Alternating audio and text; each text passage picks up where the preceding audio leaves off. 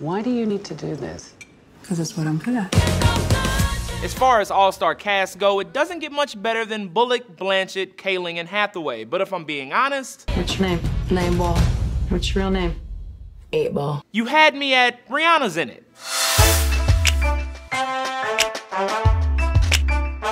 I would just want the simple life. I just want to hold down a job, make some friends. You know, pay my bills. Taking the #1 spot this week in convincing fashion is Ocean's 8, bringing in an estimated $41.5 million in its first week out. That's about $10 million better than analysts predicted the film would do.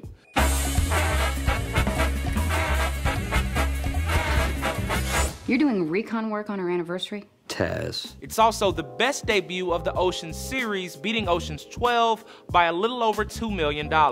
But it's important to note, if you adjust for inflation, this is actually the worst debut of the franchise. The Ocean's trilogy ultimately made $1.2 billion during its theater runs between 2001 and 2007.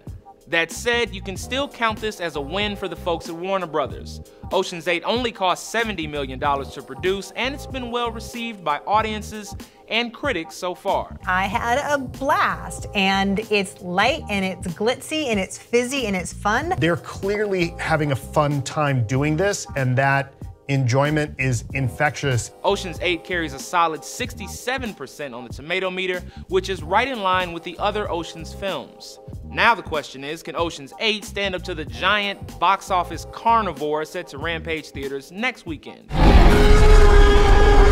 Jurassic World Fallen Kingdom made $151 million overseas this weekend, and it's making landfall in domestic theaters next week. On to #2. I'm putting together a crew.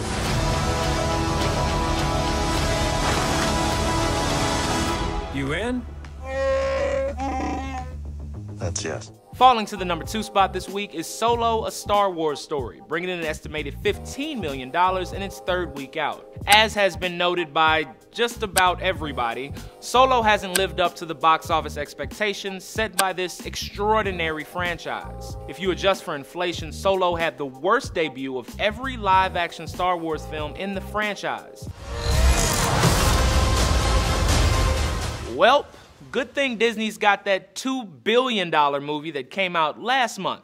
I'm sure Han can borrow some of that to keep the lights on. Taking the third and final spot this week is Deadpool 2, bringing in an estimated $13.6 million in its fourth week out. As for next week, Chris Pratt goes back to the Dino theme park because that went so well the first time. This is the most dangerous creature that ever walked the earth.